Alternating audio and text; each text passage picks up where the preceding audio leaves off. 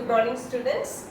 Let us start this class with the figures of speech because we are going to learn a new poem. So let us brush up the FOAs we already studied, and I'll give you a few new FOAs also.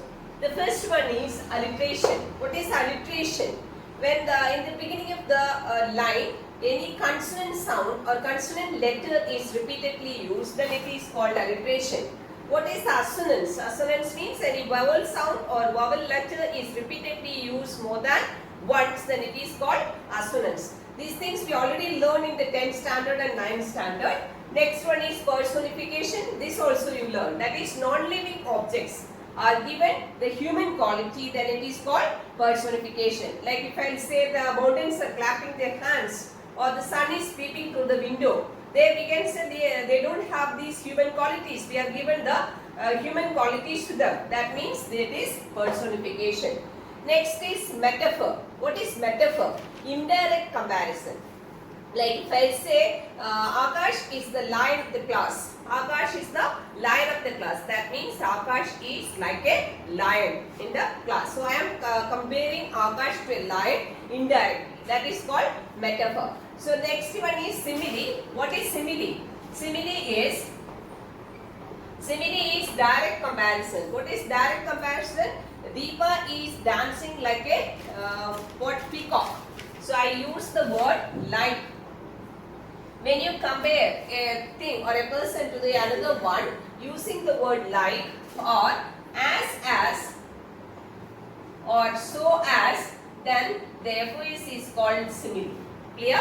That is direct comparison using the words like, as or so as. The next one we learn, that is onomatopoeia. Onomatopoeia means if any word is self-explanatory, that means it can give you the meaning without referring the dictionary. For example, if I write the slow repeated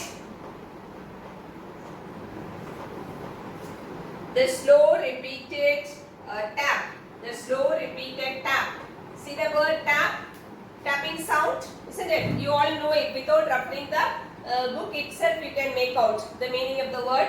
What tap? That is this particular word is self-explanatory. That is called onomatopoeia. If I say the quick, sharp scratch, you all know the meaning of the word. So if any word is self-explanatory, then we can say the FOS is onomatopoeia. Next one is the new one, that is transferred epithet. What is meant by epithet? Epithet means adjective. So generally adjective is we use not to qualify a noun. Smart boy, good boy, isn't it? That smart and good are called adjectives. What is transferred epithet as far as the FOS is concerned? You can say an adjective is transferring from the actual word to the another word. If I write, for example, sleepless night. So here the night is the noun, sleepless is the adjective. So what do you say? Is it the night is sleepless? A person is to be sleepless, isn't it? So the sleepless has to come just before a person. So here it is used the what before the noun, what night. So the word adjective sleepless is transferring from the actual word to the another word. Sorry, that is called transferred epithet. Another example, frowning brows of men. Frowning is the adjective. Actually, who is frowning? The man is to be frowning, not the eyebrows, isn't it? So, if any adjective is transferred from one word to the another, then it is called transferred epithet. These are the FOS we have to learn in the new blessed poem, that is Laburnum Top. Let us begin the poetry. We are going to begin the poem, The Laburnum Top. It is written by Ted Hughes. Ted Hughes, the full name is Edward James Hughes, was an English poet, translator, and children's writer. Critics frequently rank him as one of the best poets of his generation. So let us begin with the poem Laburnum Top. What is meant by laburnum? It is given in your note textbook. A short tree with hanging branches, yellow flowers and poisonous seeds. It is somewhat like, you must have seen the kanikonna, isn't it? Somewhat like that. Let us begin the poem. The laburnum top is silent, quite still. In the afternoon yellow September sunlight, a few leaves yellowing, all its seeds fallen. The laburnum top is silent, quite still. See, look at the laburnum top, that is the tree itself. It's a plant, it's very quiet and still. There is no movement. That is in the afternoon, the time is afternoon. It is an yellow September. Yellow September. What's the speciality of the September month? That is autumn season. And a few leaves yellowing. Yellowing means turning yellow. All its seeds fallen. So you all know about the speciality of what speciality of the autumn season? Generally the leaves is to fall. The poem starts with the description of the tree whose top was still and silent. Please pay attention. The explanation of the first 3 lines. The poem begins with the description of the tree whose top was still and silent. Its leaves had turned yellow and seeds had fallen down. It was a daytime in the month of September. The tree was standing still and death-like. That means there is no movement, there is no life. Clear? The second stanza. Till the goldfinch comes with a twitching chirrup, a suddenness, a startlement, a branch end. Till the goldfinch is a small singing bird with yellow feathers on its wings. Goldfinch is a type of bird. It comes with a twitching chirrup. Twitching means movement of some body part. Twitching chirrup is the cry. A suddenness, a startlement. What is startlement? Surprise or amazement. A startlement, a branch end. What did the bird do? What did it do? The lifeless tree, the bird comes and sits at the end of a branch. Clear? Till the goldfinch comes with a twitching chirrup, a suddenness, a startlement at a branch end. Then sleek as a blizzard. Sleek means smooth. And alert and abrupt. Alert means watchful. Abrupt, you all know, suddenly. She enters the thickness and a machine starts up of chitterings. Chittering means high-pitched noises. And a tremor. Tremor is shaking. Tremor of wings. And a trillings. Trillings means sing loudly. The whole tree trembles and thrills. Excitement. It is the engine of her family. She stocks it full. Stocks. Stocks means, here the stocks means fuel to the engine. Then flirts out to a branch end. Flirts out means give brisk movement. Give brisk movement. Showing her barred face, identity, mask. Barred face. Barred means striped. Identity, mask. Now let us explain the line. So till the goldfinch comes, what was the condition of the laburnum top? The laburnum tree was very silent. Till what time? Till the bird comes. What did the bird do? Let us see. The lifeless tree becomes alive by the arrival of the goldfinch bird. The moment the bird came near the tree, what happens? It becomes alive. Life has come to the tree. She came to feed. Actually, for what purpose the goldfinch came? The goldfinch came to feed her younger ones who were on the thickness of the branch. That's why the goldfinch enters in the thickness of the tree. Did you understand? She came to feed whom? She came to feed her younger ones who are on the thickness of the branch. The tree is her shelter. Actually, the laburnum top is the shelter of the home, shelter of the goldfinch and its younger ones. She arrives at the end of the branch with a chirping sound. How did the goldfinch arrive? The goldfinch arrives at the end of the branch with a chirping sound. She further moves to the other side of the branch with a rapid and precautionary movement. Very carefully, who started moving? The goldfinch started moving. It moves to the other end of the branch and precautionary movement like a lizard. Like whom the goldfinch had moved. It is like a lizard it was moving. As soon as she arrives, the moment the younger ones had seen this mother, her younger ones start chirping like a machine. So here, the younger ones are compared to what? Machine. And vibrating and flapping their wings because of happiness. The moment the younger ones had seen their mother coming with food, they were so excited. So what did they do? They started flapping their wings. The death-like tree becomes alive and it trembles. What trembles? The tree trembles and shaken. And what started happening to the tree?